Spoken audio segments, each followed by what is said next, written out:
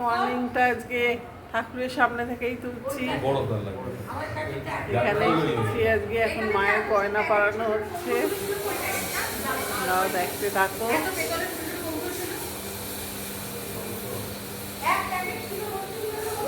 এখন ঠাকুরের গয়না পরানো হচ্ছে, মা সেজে উঠছেন আস্তে আস্তে। আমার ভাইপো ইন্দ্রনীল আর আমার হাজব্যান্ড, ওরা দুজনে মিলে ঠাকুরকে গয়না পরাচ্ছে।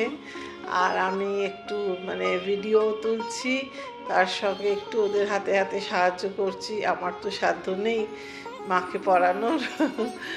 কি সুন্দর পায়ের নুপুর দেখো, মুক্ত চুনি দিয়া নুপুর পরেছেন মা, সমস্ত সোনার গয়না সেজে উঠছেন মা। সমস্ত সেই কবেকার 110 বছর আগেকার সমস্ত গহনা আমাদের পিতৃপুরুষরা তৈরি করে গেছেন, সেই পরানো হচ্ছে মাকে। কি সুন্দর মায়ের রূপ, কি সুন্দর দেখতে লাগছে মাকে দেখো।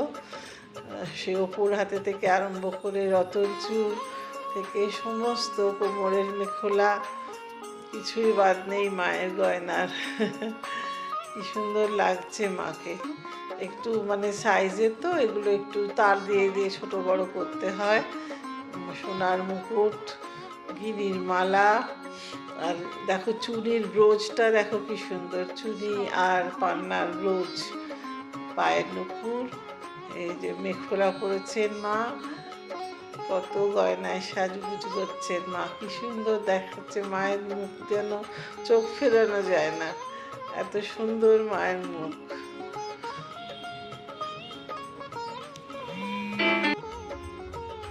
মায়ের দুপাশে মুনি ঋষি, ওরাও সাজুগুজু করেছেন, হাতের উপর কুমণ্ডলু, গলায় মালা, সোনার মালা সমস্ত এইসব পরেছেন। সুন্দর দেখাচ্ছে মাকে। এখানে আমার বৌদি বসে আছে, ওদিকেও নেবে এসছে, ওপর থেকে বসে আছে।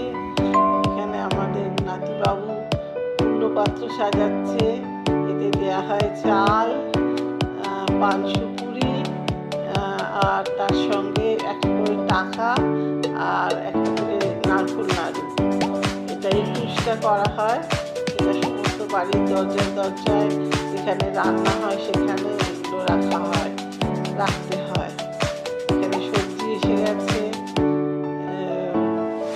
আমার ছোটো পিসি দাঁড়িয়ে আছে। এখানে সমস্ত সবজি এসে গেছে, কাল সকালে ভোগের রান্না হবে। এই দেখো আমাদের ঝাড় প্রদীপ, এটা আমাদের দ্বিতীয় পুজো, যেটা অষ্টমীতে বলে, সেই আমাদের বলে দ্বিতীয় পুজো। তখন ওই 108 ঝাড় প্রদীপ জ্বালানো হয়, আমরা প্রত্যেকে জ্বালি প্রদীপ, সবার মঙ্গল কামনা করে।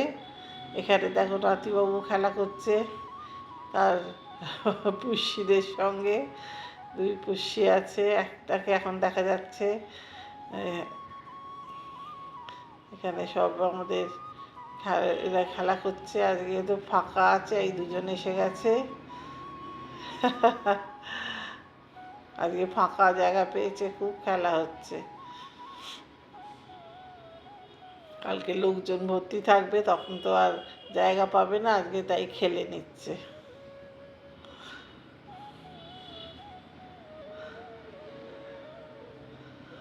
আমার কাকিমা এসছে, অসুস্থ একটু, পায়ে অপারেশন হয়েছে, হাঁটুই। আমার ভাইপো বউ জুহি, ও ব্যস্ত কাজে।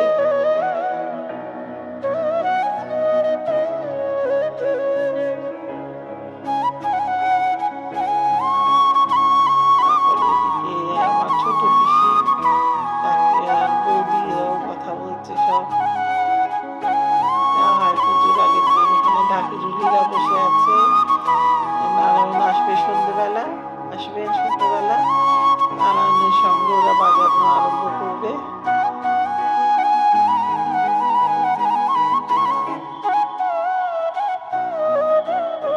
এখানে দাদা লেই বানাচ্ছে, যেটা আঠা গাম বলে, ময়দা দিয়ে এটা বানানো হচ্ছে।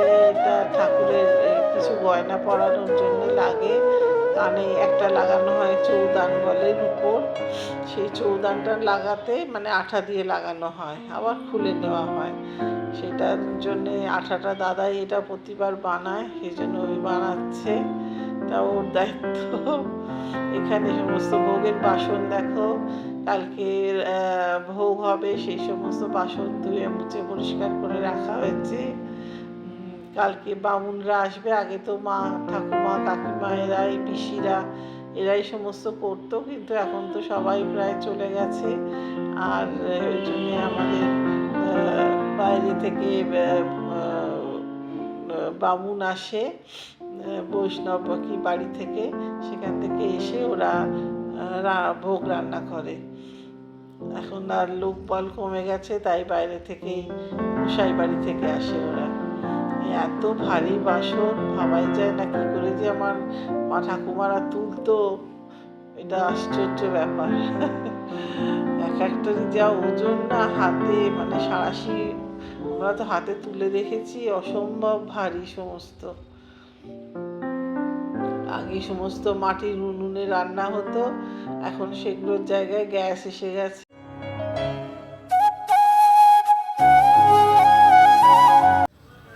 সন্ধেবেলা নারায়ণ এলেন বাড়িতে, কালকে পুজো, নারায়ণের সেবা করছেন, সব দাদারা সব দাঁড়িয়ে আছে। গুড ইভিনিং ফ্রেন্ডস, দিনের শেষে চলে এলাম। আজকে জগদ্ধাত্রী পুজোর আগের দিনের সমস্ত ব্লগ তোমাদের সঙ্গে শেয়ার করেছি, দেখো তোমরা, আশা করি তোমাদের ভালো লাগবে। পরের দিনটা তো আমি যেতে পারিনি, সেটা আমি আবার পরের একটা ক্লিপিং তোমাদের কিছু দেখাবো। এটা আজকে জগদ্ধাত্রী পুজোর আগের দিনের ক্লিপিংগুলো তোমাদের সঙ্গে শেয়ার করেছি, দেখো। আর আমার চ্যানেলটাকে তোমাদের যদি কিছু ভালো লাগে তাহলে আমার চ্যানেলটাকে প্লিজ তোমরা লাইক করো, কমেন্ট করো, শেয়ার করো, সাবস্ক্রাইব করো, আমার পাশে থাকো, এটাই চাই। আজকের মতো আসি, টাটা।